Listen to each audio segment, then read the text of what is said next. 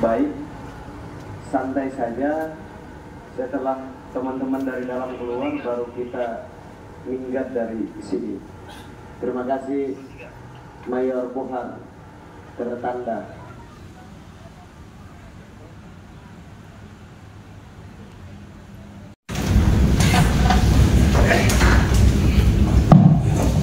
Baik, selamat siang. Assalamualaikum warahmatullahi wabarakatuh. Waalaikumsalam. Terima kasih sudah datang di Mahkamah Agung lagi, yang kesekian kalinya ya kita bertemu lagi di Mahkamah Agung. Oleh karena itu, mungkin materinya itu juga yang mau disampaikan sesuai dengan apa yang kami terima di sini, bahwa kami mohon kepada Ketua Mahkamah Agung untuk mengganti salah seorang hakim anggota, yang mulia ya Ibu Rahmi, dan mungkin ada yang ditambahkan yang belum termuat di dalam catatan yang disampaikan kepada kami. Silakan.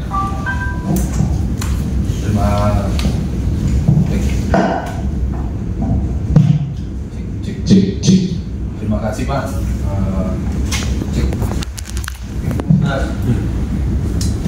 Sudah dijawab.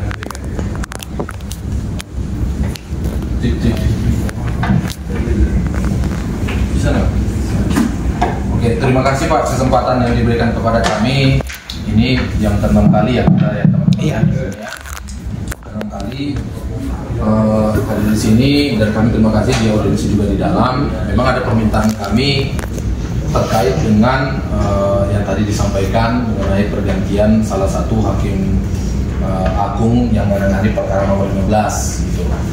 Karena hingga sampai hari ini hakim tersebut yang pernah menangani di kasus kasasi dan di kasus PK yang nomor 9 yang kami bawa saat ini, yang tadi kami lampirkan, sudah pernah menangani. Tentunya kami mempertanyakan independensi dan apakah mau akan mengkoreksi apa yang sudah disampaikan, sehingga kami meminta agar tidak timbul kecurigaan di antara publik juga, karena ini kan kami bisa akses di kepaniteraan hingga hari ini masih ada Ibu Rahmi di dalamnya.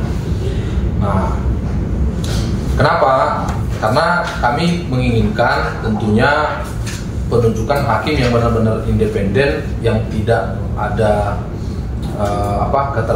keterikatan ya atau konflik kepentingan untuk menangani dua perkara kasus yang memang belum putus Pak. Karena seperti apa yang Bapak sampaikan pada saat audiensi pertama kali pada waktu itu adalah, walaupun sudah PK diputus, masih ada PK kedua gitu kan, dan kami sudah konsultasi juga mengenai hal itu. Oleh karena itulah kami berjuang terhadap putusan yang dua belum putus ini untuk berusaha adil-adilnya. Mungkin kenapa kami meminta Rahmi diganti, ada salah satu sebabnya juga. Mungkin teman-teman bisa dibuka dulu biar sama-sama tahu. Kita coba print mengenai putusan 140 dari sini teman-teman.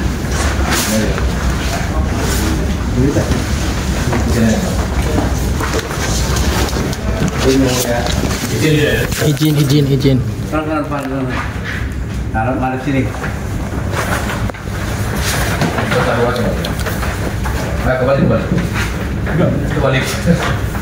Kembali. Ah ya benar ya. Izin.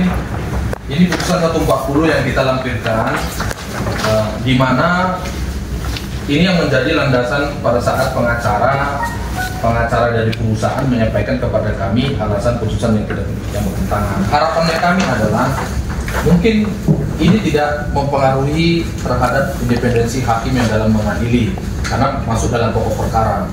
Tapi setidaknya aspirasi kami adalah mohon disampaikan kepada Ketua Mahkamah Agung selaku pimpinan tertinggi di tempat ini, yang mungkin tidak memiliki wewenang untuk intervensi. Ya kami pahami itu. Tapi setidaknya dari hati ke hati untuk ada apa sih sebenarnya gitu. Karena di sini sangat jelas di putusan 140 di nomor 2 di bawah itu dari awal Mohinder itu mengakui merek dia adalah Polo Barakoret. Ini yang menjadi dasarnya. Kemudian kalau kita lihat di halaman 10, kita berharapnya yang mulia Ketua Mahkamah Agung bisa memverifikasi kepada hakim yang mungkin mengadili ada apa gitu, mengapa kita selalu menuntut untuk ketua Kamar Perdata untuk diperiksa gitu. Ada hal yang janggal dengan segitu mudahnya di PK nomor 9 tidak ada alasan apapun, hanya menyebutkan bahwa putusan ini tidak menjadi suatu pertimbangan.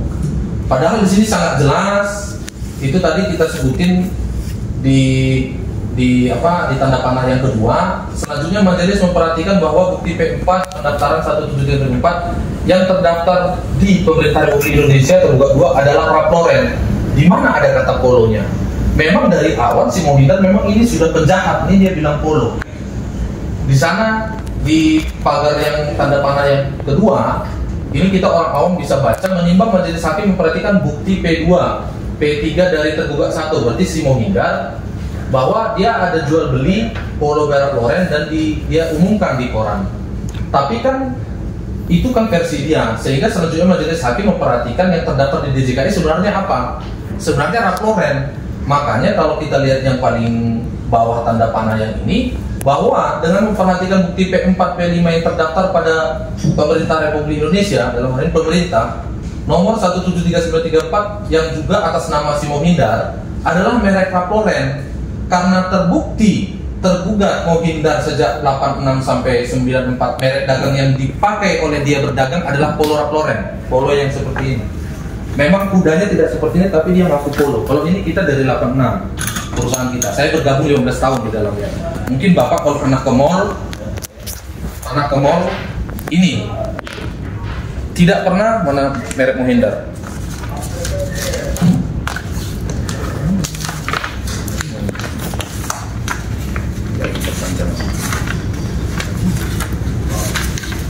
Ini adalah yang terdaftar di DJKI sesuai dengan putusan itu. Dia kudanya mencong ke sini, Pak. Kami sebenarnya berharap kalau umpamanya dia punya karyawan juga sama seperti kami, boleh kita berpositif ria di lapangan. Sampai hari ini tidak adanya justru adanya intimidasi segala macam, intimidasi dalam arti akan melaporkan apa segala macam. Ya, terima kasih. Jadi ini Rap Loren yang diakui oleh Mohinder, gitu. Oleh Mohinder ini yang perusahaan tempat kita bekerja. Nah, kami cukup kecewa ketika hakim yang mengadili di PK nomor 9 itu, kenapa kami menuntut di poin nomor 3 kami untuk memeriksa dan mengusut tuntas terkait dengan Pak Agung, Hakim Agung, I Gusti Agung Sumanta, Ibu Rami dan Bapak Agus untuk mengecek Hakim yang Mulia Mahkamah Agung, Ketua Mahkamah Agung pada khususnya dari hati ke hati untuk menelusuri ini. Ya kan, kami tidak tahu bagaimana prosedur secara hierarkinya, tapi yang kami tahu dalam satu institusi ada namanya kepala yang mengayomi semua di bawahnya. Ini ada apa ini di putusan PK nomor 9 ini? Kenapa di putusan PK nomor 9 yang tahun 2024 terbit dari Mahkamah Agung yang menghapus ini bukan perebutan merek, Pak. Kalau perebutan merek mungkin kami bisa bekerja, pihak Mohinder mungkin bisa bekerja, itu tidak masalah. Ini bukan perebutan merek, tapi mereka menggunakan merek yang tadi itu untuk menghapus. Ini yang menjadi pertanyaan kami, untuk menghapus dan menimbulkan hak. Kenapa kami menyuarakan di lapangan, kami bilang putusan PK nomor 9 tahun 2024 ini cacat hukum yang patut untuk diusut dulu? Karena di sini tertulis bahwa ini kan menolak perusahaan kami, PK perusahaan kami, dan kami disampaikan berarti balik ke PN menyatakan bahwa Mohinder adalah pemilik polo merek Loren. Dari mana sejarahnya ini kita pertanyakan. Kenapa ini kita dianggap oleh orang perusahaan dan lawyer perusahaan adalah putusan yang bertentangan dan menjadi bukti kuat, tapi sama sekali tidak ada pernah digubris di sini. Padahal itu menurut pernyataan dari kuasa hukum dari perusahaan, kami mempertanyakan ada dilampirkan kata dia. Berarti yang kami print besar ini ada dilampirkan. Di situ sangat jelas itu adalah Rap Loren dan dihapus karena dia berdagang polo. Nah, sehingga ini yang kami pertanyakan untuk bapak-bapak, mungkin S2 dan profesor yang ada di dalam yang mungkin bagi kalian, bagaimana mungkin seseorang yang tadinya Ralph Lauren dan sudah dihapus menjadi menghapus merek-merek kita yang lain dan menimbulkan haknya. Ini yang kita anggap adanya suatu praktek-praktek dugaan kuat adalah mafia-mafia merek. Kenapa? Menimbulkan suatu hak dengan alasan inilah dia akan mendaftar ke Direktorat DJKI bahwa dia sebagai pemilik polo Ralph Lauren. Kan sangat aneh. Bagaimana mungkin orang yang nggak punya polo sama sekali, dia adalah Ralph Lauren, dari awal memang orang ini melakukan etikanya tidak baik, timbul oleh satu putusan menjadi suatu hak. Artinya kita menganggap Mahkamah Agung melegalisasi, mensahkan dia sebagai polo Ralph Lauren melalui putusan ini, Pak. Artinya kan kita mempertanyakan dari Mahkamah Agung sebagai S2 dan profesor-profesor yang di dalamnya, bagaimana bisa memutuskan dengan polo Ralph Lauren? Oke lah, kalau katakan dia sebagai pemilik pendaftar harusnya tulis Ralph Lauren dong. Ini ada indikasi apa? Kenapa? Karena tujuannya untuk menghapus merek polo-polonya kami. Bukan hanya polo Ralph Lauren, kami ada polo Ralph Lauren, ada PRLC, ada polo Club, ada semua dihapus. Dan ini harusnya kan bertarungnya itu ini. Makanya putusan ini kami anggap cacat hukum. Bagaimana mungkin orang yang tadinya Lauren bisa tiba-tiba muncul di polo ini? Ibaratnya kalau pokoknya tadinya dia punya apa? Dia punya rumah, ya. Dia tadinya punya rumah, kemudian dia nggak punya rumah lagi. Dia timbul rumahnya yang baru, tapi tadinya rumahnya tidak di Menteng, katakan di Jakarta Barat, tapi rumahnya jadi punya di Menteng gitu. Sama kayak gini, yang dia tidak punya polo itu jelas menghapus Ralph Lauren dan sudah terbukti dia memang 10.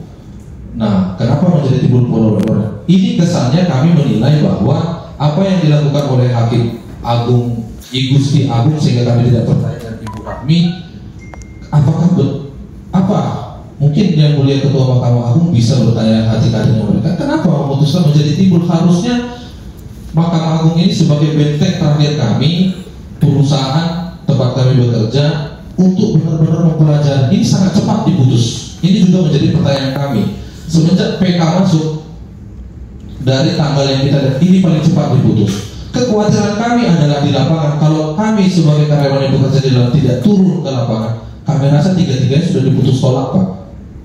Sudah pasti itu udah isu di lapangan di kami. Makanya itu kenapa kami akan kawal terus sampai putusan ini benar-benar dipelajari dengan betul-betul. Dan kami meminta simpel untuk pergantian Hakim Dr. Rahmi Mulyanti. Karena di PK nomor 9 yang diputus aneh dan cacat yang menurut kita ini, salah satunya itu yang memutuskan Hakim Agung Rahmi. Dalam hal itu makanya kita tidak percaya gitu. Nah, sampai Hakim Rahmi belum diganti, tentunya dengan teman-teman di sini sepakat kita akan tetap turun, ya kan? Kita akan tetap turun karena nggak ada jalan lain. Mungkin tadinya ada teman-teman kita satu yang namanya si Azari, ya. Itu Azari, Pak, minggu lalu kan? Minggu lalu sudah diputus, Pak. Atas nama Azari sudah diputus dengan keadaan dia punya anak istri. Nah, mungkin di selanjutnya kita bawa teman-teman kita yang si Azari. Nah, sekarang tadi aja dia mau minta ikut, hanya untuk supaya dapat makan, gitu kan? Nah, itu yang perlu kami sampaikan. Yang putusan kami adalah kami mau minta untuk diperiksa terhadap putusan PK 9 ini ada apa, kenapa bisa menimbulkan merek polo Ralph Lauren. Dengan sedikit mudahnya, ketika kita perusahaan meminta keadilan untuk diperiksa benar-benar di Mahkamah Agung di tahap akhir PK dengan acuan adanya putusan bertentangan. Karena dalam hal ini juga kita tidak setuju ketika dari pihak seberang mungkin ini dari bagian legal di PT Polo Ralph Lauren, Pak, melihat kemarin di media ya, dipelintir lagi bahwa putusan 140 itu benar. Tadinya mereka nggak ngakui benar putusan 140, tapi yang dihapus polo Ralph Lauren, sehingga karena dihapuslah kami menggugat di pengadilan, katanya seperti itu ya. Dalam hal ini makanya kenapa kami print besar-besar ini untuk mengingatkan yang mulia yang ada di dalam bahwa merek yang dihapus tahun 140 143 yang jadi acuan adalah Ralph Lauren. jangan juga di media bilangnya dihapusnya Polo, sehingga kami menggugat untuk mengembalikan merek kami. Yang dikembalikan bukan merek Ralph Lauren, tapi Polo by Ralph Lauren. Karena sejak awal juga kenapa kami lantang, kami tidak takut ketika berbicara bahwa Mohinder itu memang kami juga penjahat yang luar biasa. Kenapa? Karena sudah sangat jelas dari awal ini juga, dari tahun 95 di sana dia dagang Polo Ralph Lauren, sementara produknya Ralph Lauren. Dia dagang merek orang lain, sementara merek dia yang terdaftar adalah Ralph Lauren. Makanya jangan sampai hukum kita di Indonesia ini, terutama di hukum perdata, digunakan untuk menimbulkan suatu hak kepada orang yang tidak berhak, bahkan mematikan orang yang tidak bersinggungan dengannya. Kenapa? Kami tanya perusahaan, ada masalah nggak dengan Mohinder? Nggak ada. Ada masalah nggak mencaplok merek si Mohinder? Nggak ada. Merek Mohinder ya bilang merek dia. Kalau merek dia dihapus, kenapa hubungannya menghapus merek kami? Tentunya ini yang menjadi pertanyaan kami, kegunaan kami.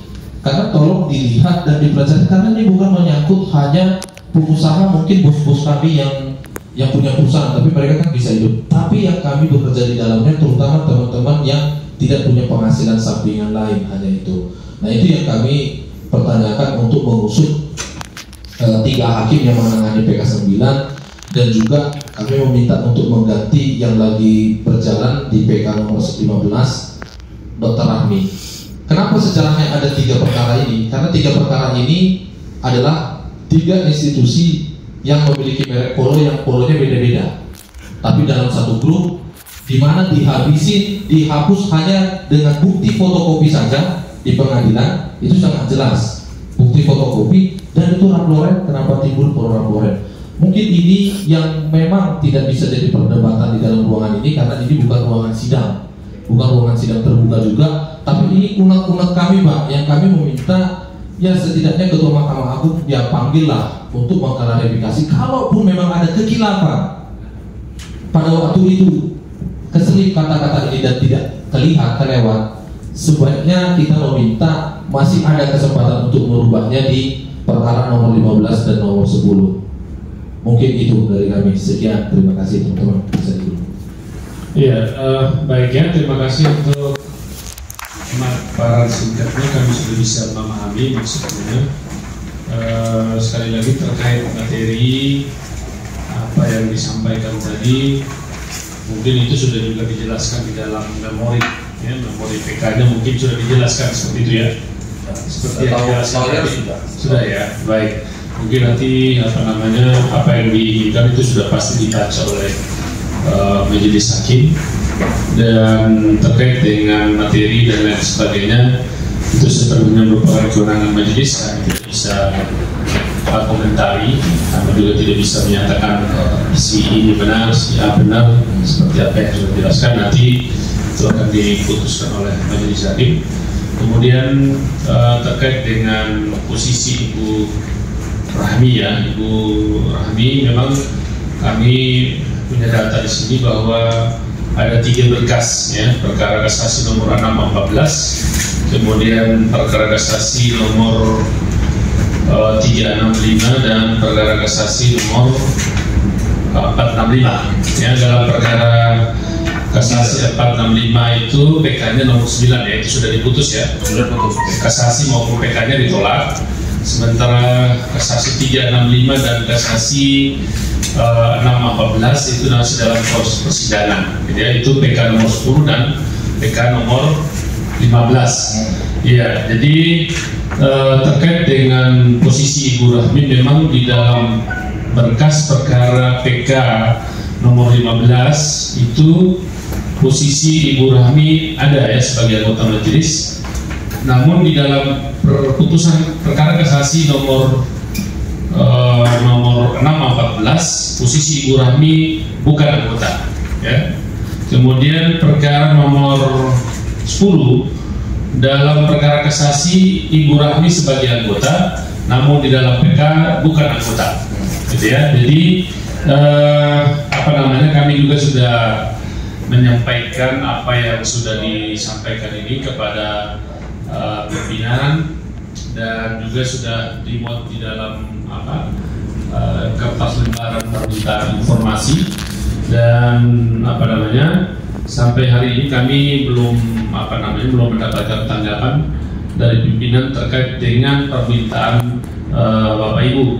Namun seperti yang kami jelaskan sebelumnya bahwa memang yang berlaku selama ini, kemarin kami juga sudah tanya bahwa dalam perkara apabila satu anggota itu satu hakim yang mulia itu sebagai anak hakim anggota pada perkara kasasi, maka dia tidak akan menjadi anggota pada perkara PK, ya, pada berkas yang sama, ya. Jadi memang itu yang disampaikan, meskipun sebenarnya secara kode etik atau ketentuan yang berlaku tidak ada aturan yang mengatur soal itu. Namun untuk menghindari konflik kepentingan seperti yang Bapak Ibu sampaikan sebelumnya, kemudian dalam kode etik itu hanya menjelaskan bahwa apabila ada satu orang hakim mengadili pada perkara yang sama pada tingkat pertama, tingkat lebih rendah, kemudian perkara itu naik kepada tingkat lebih tinggi dan hakim tersebut ada pada pengadilan tersebut dan disodorkan perkara yang tersebut juga yang diadili di pengadilan sebelumnya, maka dia tidak boleh berdiri. Itu kode etiknya, ya. Tapi itu berkaitan dengan perkara pengadilan di bawahnya dan pengadilan yang di atasnya. Persoalannya di sini bahwa apakah kasasi dan PK itu pada lingkungan pengadilan yang lebih rendah atau tidak? Nah, ini kan hanya sama-sama pada level Mahkamah Agung, ya. Sehingga memang pada level Mahkamah Agung itu tidak berlaku kode etik itu. Namun persoalannya di sini bahwa dalam perkara nomor 614 itu PK di kasasinya dikurangi tidak ada, di PK-nya beliau sebagai anggota, ya. Kemudian itu dari sisi hukum cara, kalau hanya satu berkas berarti tidak ada masalah, ya. Yang dipertanyakan Bapak Ibu kan persoalan meskipun ini nomornya berbeda tetapi materinya sama dah. Materinya sama dan menghindar juga alat buktinya sama, tapi menghapus merek ini kan menghapus, Pak. Bukan uraian materinya sama, ya. Sama semua, ya. Sehingga kami kenapa minta ini kan membantu marwah Mahkamah Agung, jangan sampai curiga, di kita curiga lah kenapa ditaruh tetap di sana, berarti sudah ada pesanan menghindar dong. Iya, kita buat juga gitu. Iya. Jadi kemudian yang lalu kan saya ingat juga bahwa tidak mungkin satu orang hakim akan membatalkan putusannya sendiri, ya. Kalau misalnya dia mengabulkan di kasasi, tidak mungkin dia menolak di PK. Kalau dia menolak, ya, kalau dia menolak di kasasi, dia mengabulkan di kasasi, atau dia menolak di kasasi, tidak mungkin dia mengabulkan di PK. Lebih simpel gini, Pak. Di PK 9 dia sudah menolak. Ya, menolak. Apakah mungkin di 15 dia berbeda dengan pendapat dia yang di sini? Nah, begitu ya pendapatnya. Walaupun di sini pertimbangannya tidak ada dituliskan, hanya balikin lagi ke kasasi. Semua pertimbangan tidak relevan katanya. Ya tinggal nanti di 15 dia tinggal tidak relevan, nggak mungkin dia koreksi dong. Itu yang pertanyaannya kita. Karena jadi sudah bisa ditahu arah putusannya gitu. Sudah pasti. Ya, baik. Jadi itu nanti kami hal itu juga kami sudah sampaikan. Namun sampai hari ini kami belum mendapatkan disposisi mengenai keinginan Bapak Ibu. Kami juga masih menunggu disposisi dan kami akan sampaikan apa yang disampaikan hari ini juga kepada pimpinan kami di dalam, ya. Terkait dengan materi yang dijelaskan kami tidak mau komentar karena memang dari sisi kode etik saya juga hakim dilarang mengomentari atau mendiskusikan mengenai putusan atau perkara yang sedang dalam proses penanganan oleh majelis hakim. Saya kira begitu, ya. Nanti kalau sudah ada mungkin nanti ditinggalkan saja nomornya pada kami di Humas. Apabila sudah ada sikap dari pimpinan, kami akan sampaikan kepada Bapak Ibu mengenai sikap dari pimpinan, gitu, ya. Jadi daripada Bapak Ibu mereka setiap hari demo, kesian juga kan capek, tenaga, biaya, panas, dingin, hujan gitu kan. Bagus kami dikontak saja lewat apa, ini Pak Wahyu sudah belum nih kebijakan pimpinan, nah, supaya kami juga ikut membantu mempertanyakan di dalam, gitu ya. Jadi itu yang mungkin bisa kami sampaikan. Kalau nanti disimpan saja nomornya, sudah dicatat belum nomornya sebelumnya? Nomornya Bapak? Dicatat di siapa? Nanti biar kami dikasih ke kami untuk kami berikan informasi. Oh, di informasi sudah diisi nomornya. Sudah disampaikan ya? Ya sudah ya, baik. Jadi nanti kalau ada informasi kami akan sampaikan ke Bapak Ibu. Kalau itu memang berguna bagi Bapak Ibu. Memang dari sisi ini kami juga sudah diskusikan ya sama hakim justisial, kami juga sudah diskusikan, namun semuanya tetap kembali kepada menunggu kepada kebijakan pimpinan, begitu ya. Jadi tinggalkan saja nomornya, nanti kami sampaikan kepada Bapak Ibu untuk apa yang menjadi keinginan atau tujuan Bapak Ibu beberapa hari ini melakukan aksi demonstrasi dan audiens dengan kami. Nanti kami akan sampaikan secara baik WA atau telepon, begitu ya. Baik, ada yang mau disampaikan lagi? Cukup ya. Baik, terima kasih banyak ya. Selamat siang. Assalamualaikum warahmatullahi wabarakatuh.